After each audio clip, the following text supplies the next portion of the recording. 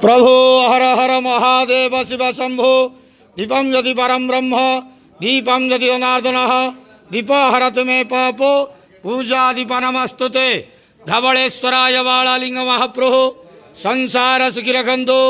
आज ज्येष्ठ मासर पवित्र सावित्री अमावास्या शुभ शनिवार रे समस्त श्रद्धालु भक्त मान को आशीर्वाद करंतु, मनस्कामना पूर्ण करंतु, कर्म क्षेत्रोन्नति करंतु, ग्रहरिष्ट खंडन करंतु, जगतर मंगल करंतु, विश्वर कल्याण करंतु, आपणकर नाम विख्यात करंतु, सेवकर डाक श्रवण करंतु, समस्त गुआवसा भक्त मानकर मनस्कामना पूर्ण करंतु।